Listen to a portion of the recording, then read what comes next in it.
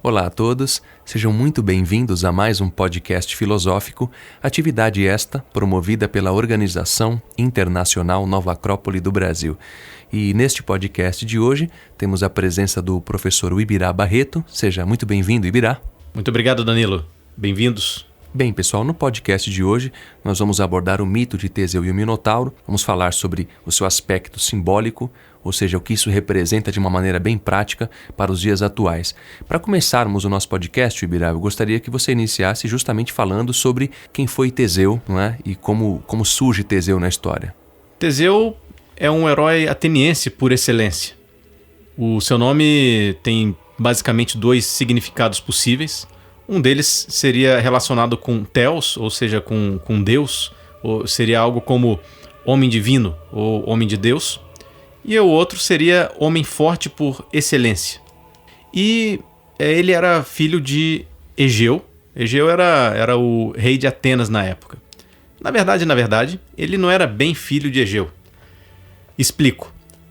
É que Egeu ele desejava muito ter um filho, não é? E os anos iam se passando e ele não conseguia fazer isso. Até que em uma de suas viagens, Egeu conhece uma bruxa chamada Medeia. E ela faz uma troca com ele. Ela faz um feitiço que o possibilitará ser pai, em troca do fato dela se tornar rainha ao lado dele. Então Egeu, ele continua suas viagens e acaba encontrando uma garota chamada Etra. E ele tem uma noite com ela e acaba recebendo a notícia de que ela havia engravidado. Ele fica muito feliz com isso, porque era algo que ele aguardava há muito tempo. Só que, na verdade, ainda que Egeu não soubesse, Etra, na verdade, havia engravidado de um deus, que era Poseidon, o deus dos mares. Então, a criação do pequeno Teseu acaba ficando a cargo de Etra e de seu pai, Piteu, que, de acordo com o combinado com o rei de Atenas, o Egeu, ela deveria cuidar dele até os 16 anos, até que ele fizesse 16 anos, e para isso ele esconde uma espada e um par de sandálias debaixo de uma pedra muito pesada. E ele dá a indicação de que, tão logo o rapaz cumprisse essa idade de 16 anos, ele deveria levantar essa pedra, pegar esses dois itens e seguir em viagem para Atenas. Então, dessa forma, acontece, claro, e a própria viagem de Teseu para Atenas é repleta de aventuras. Ele dá fim a uma série de malfeitores ao longo desse caminho, e Medeia reconhece esse rapaz como sendo possivelmente esse filho, né? E o que acontece? Ela mente para Egeu e coloca o rapaz como sendo um inimigo. Então eles envenenam uma taça. Então logo eles façam um brinde, o Teseu seria envenenado. Porém, o rei de Atenas, ele vê a espada e o par de sandálias e reconhece isso. E reconhece então o seu filho. Dessa forma, Medeia se vê desmascarada e some para sempre. E aí o Egeu realmente ele encontra grande alegria por ver que realmente o seu filho cresceu, e cresceu muito forte e muito hábil. Agora, pegando um gancho do que você falou, Ibirá, logo no início, quando a simbologia fala que Teseu foi filho de Etra, uma mortal, e de um deus que era Poseidones, em outro mito a gente encontra algo similar, que, por exemplo, no mito de Hércules, que era filho de Alquimena, uma mortal, e de Zeus, um deus. É muito interessante, eu gostaria que você falasse justamente do aspecto simbólico desses personagens. Isso tem uma explicação, eu gostaria que você falasse um pouco disso. Isso é uma constante, conforme você mesmo disse, Danilo, em vários mitos. Porque o herói, ele encarna essa ideia do ser humano aperfeiçoado. Porque o ser humano, ele possui esses dois elementos dentro de si mesmo. Um elemento divino, criador, e um elemento instintivo, egoísta. E o herói é justamente aquele que atravessa suas jornadas para superar isso, para fazer com que a sua parte divina, o seu parentesco divino, prevaleça.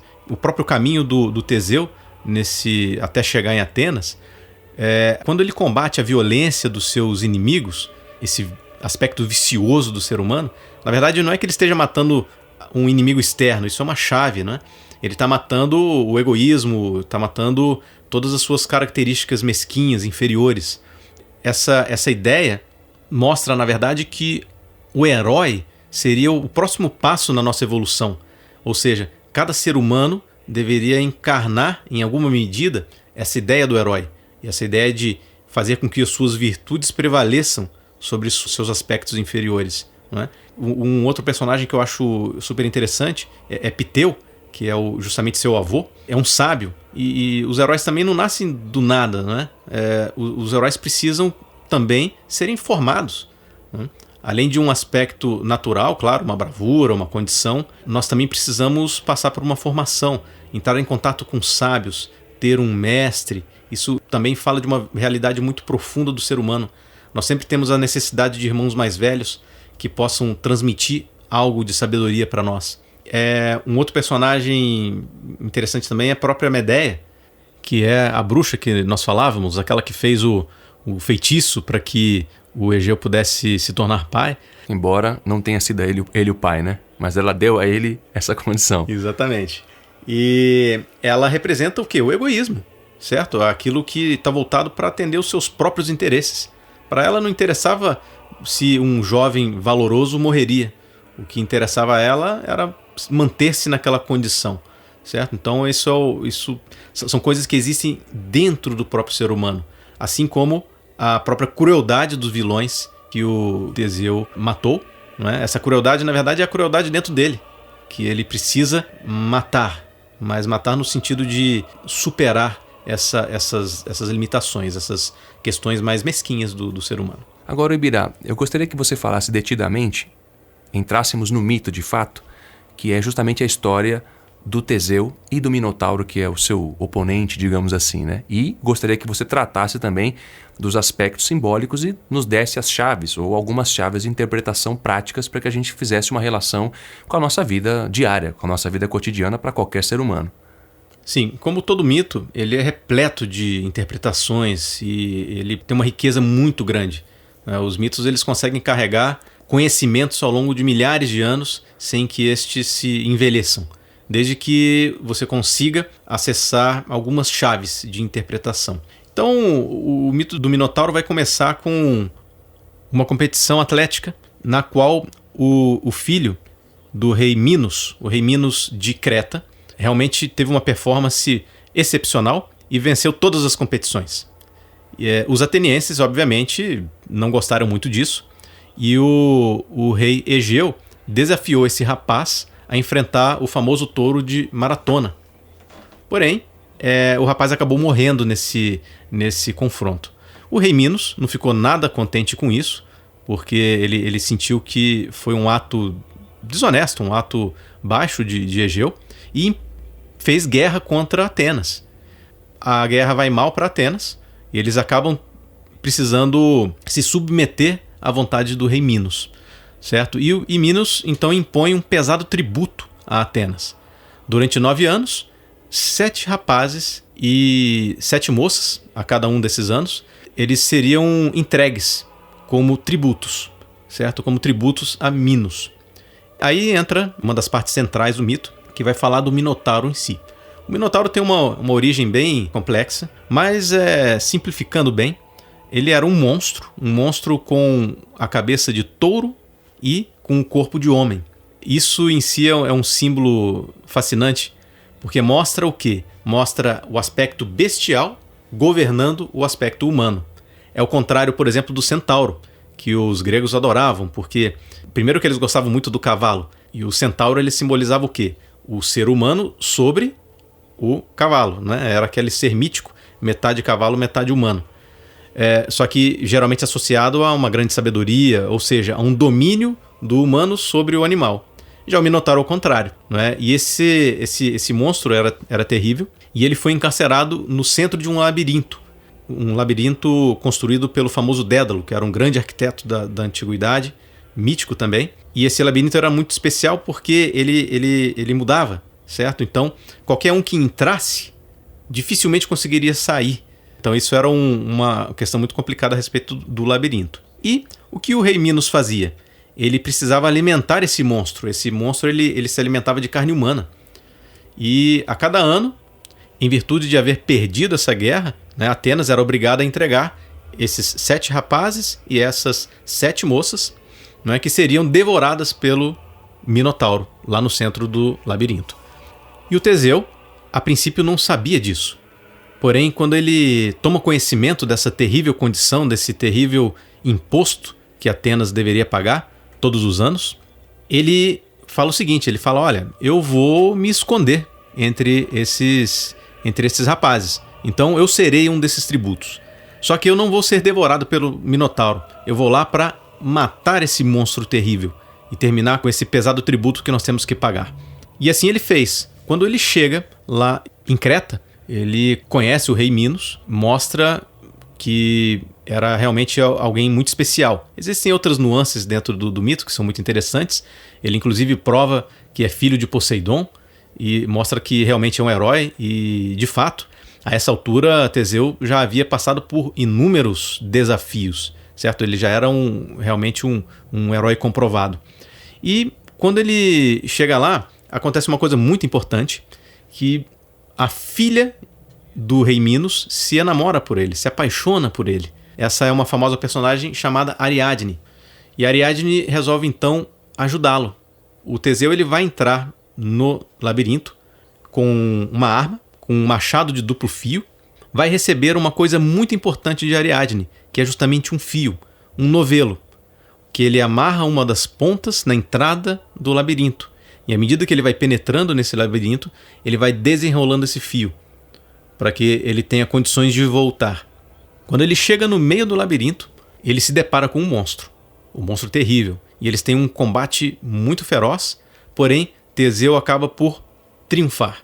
Durante esse retorno, não é, em muitos momentos ele até duvida desse fio, porque ele tem a impressão de que deveria ir para um outro lado. Mas ele permanece fiel a essa guia, não é? E consegue efetivamente sair do labirinto, certo? E com isso ele põe fim a esse pesadíssimo tributo que Atenas deveria pagar todos os anos ao rei de Creta. Bem, Ibirá, eu gostaria agora que você falasse então dessas chaves simbólicas, não é? Ou seja, ele encontra Ariadne, que é a sua amada, que é aquela que entrega o novelo de lã para que ele entrasse no labirinto, ele vai com um machado de duplo fio. Enfim, eu gostaria que você falasse sobre tudo isso e nos explicasse o que isso simboliza, não é? O labirinto em si é um tema recorrente em muitas culturas. Tem vários simbolismos. Um deles, por exemplo, seria a própria psique humana. Seria esse aspecto dentro de nós que muitas vezes nos manipula sem que nós tenhamos uma consciência, não é? Você vê, o Minotauro ele significa o quê? Ele tem esse simbolismo dessas forças cegas da natureza, e que à medida em que nós não tomemos consciência dessas forças, nós podemos nos tornar manipuláveis por nós mesmos, né? Então existem certos cantos escuros dentro de nós que nós teremos condições de enfrentar apenas com o tempo e com a consciência. Porque não adianta apenas o valor de enfrentar esses aspectos obscuros, mas faz falta também uma série de ferramentas, não é? Você pega essa ideia do machado de duplo fio, é um símbolo também recorrente em muitas e muitas culturas, frequentemente associado ao aspecto da liderança. Por quê? Um machado de duplo fio, antes de cortar para o lado de fora, ele vai ter que cortar para o lado de dentro. Ou seja, a ideia de que os grandes líderes, eles têm essa conexão de dentro e do fora, certo? Existe uma conjugação entre as grandes ideias e a manifestação objetiva dessas grandes ideias. Então esse é um símbolo muito, muito importante, um símbolo riquíssimo. Outra ideia também, falando aí um pouco do labirinto, não é? Ele também significa essas coisas passageiras da vida, né? Esses aspectos que muitas vezes nos iludem. A nossa mente, ela, quando não é corretamente conduzida, ela pode nos deixar em verdadeiros emaranhados diários, em falsas proposições, em falsas ideias, certo? Em coisas que nos afastam da realidade. Então todas essas distrações do mundo atual muitas vezes se parecem com um labirinto, não é? Onde nós nos esquecemos de quem nós somos, qual a nossa missão na vida, o que realmente é importante de forma a viver realmente como um ser humano. Então esse emaranhado é um pouco desse labirinto, não é? E dentro desses simbolismos, Ibirá, faltou você mencionar a Ariadne com o novelo de lã. O que isso traz de ensinamentos? Quais são os simbolismos que guardam essa passagem, né? Esse personagem do mito? Esse é um dos símbolos mais importantes do mito, porque vai nos falar dessa questão não apenas de triunfar sobre nós mesmos, mas vai trazer uma espécie de consciência, um fio de ligação com uma verdadeira tradição. O fio de Ariadne poderia, de maneira bem objetiva, ser colocado como a própria ideia da filosofia, porque a verdadeira filosofia, ela é um caminho não de emaranhamento intelectual, ela é um fio que nos conduz a uma clareza, a uma saída do labirinto. Então toda a terminologia confusa, complexa, que muitas vezes é associada à filosofia, na verdade, nos está atirando para dentro do labirinto, e não o contrário, não é? E isso é muito interessante porque os verdadeiros sábios sempre conseguiram colocar os seus ensinamentos de uma maneira muito clara, de uma maneira que ele pudesse ser compreendido, de uma maneira que ele pudesse iluminar os seus semelhantes. E essa ideia do fio também eu vejo como muito importante, porque nos conecta inclusive com a ideia de uma tradição filosófica, né? Quando nós estudamos todas essas escolas de filosofia que tiveram ao longo da história, elas de certa forma representam essa ligação entre mestre e discípulo, esse vínculo que possibilita a passagem de um fogo, possibilita a passagem de um conhecimento vivo, não apenas da letra morta, certo? Mas de uma vivência através do exemplo e uma vivência que realmente pode nos tornar melhores. É interessante isso, não é, Ibirá? Quantas chaves um mito que a gente narrou aqui em praticamente 20 minutos, quantas chaves e quantas interpretações e quantas possibilidades de vivência isso nos traz, não é? E eu fico refletindo aqui agora, durante a sua explanação, justamente esse labirinto é o labirinto da vida, né? Às vezes a gente se envolve em tantos problemas e sem a filosofia, como essa luz, como essa sabedoria, né? Que o próprio termo indica, nos tira desses problemas, ou seja, nos dá condições de ver com lucidez, de enfrentar esse labirinto da vida, de enfrentar isso com inteligência, com generosidade, com amor. É muito interessante essa reflexão que nós fazemos através de um mito como esse, não é? Muito interessante isso, porque nos ajuda a refletir sobre nós próprios, para que entremos nesse labirinto interno com essas ferramentas, porque de alguma maneira nós também somos esse Teseu, desde que tenhamos a consciência desperta para isso, nós somos um pouco desse herói também, desse herói cotidiano, por que não? Que luta no dia a dia, não só pela sua sobrevivência material, mas também para que sejamos um pouco melhores como seres humanos. Então um mito como esse, ele traz muitos aspectos práticos para qualquer um de nós seres humanos em qualquer lugar do mundo. Isso é muito interessante, não é, Ibirá? Com certeza, Danilo. Eu não poderia terminar o nosso podcast de maneira mais clara, porque esse herói cotidiano, ele está ao alcance de todos nós, não é? De certa forma, nós temos que saber converter o simples saber em um poder, mas em um poder para ajudar a humanidade. Porque todos os heróis sempre vão nos falar de quê? De uma vida generosa. E como grandes modelos humanos, nós devemos nos espelhar neles, nos inspirar neles. O próprio Teseu daria a sua vida, porque ele foi até lá como um desses que seria devorado, não é? Ele foi lá enfrentá-lo. Isso é um ato de nobreza, é um ato de coragem. E quando cada um de nós, em alguma medida, nos tornamos um pouco heróis, sendo mais éticos, sendo mais morais, nós podemos mudar o mundo também.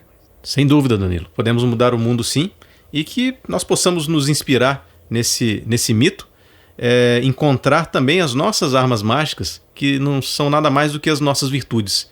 São aqueles princípios elevados através dos quais nós podemos, sim, conduzir o nosso dia a dia. É isso, Ibirá. Muito obrigado pelas suas palavras, obrigado pela presença, e dessa maneira nós encerramos o nosso podcast.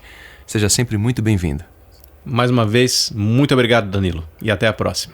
Para quem quiser nos contatar, podem fazê-lo através do e-mail podcast@nova-acrópole.org.br. E para quem quiser saber mais sobre Nova Acrópole, Escola de Filosofia à Maneira Clássica, podem fazê-lo através de nosso site www.nova-acrópole.org.br.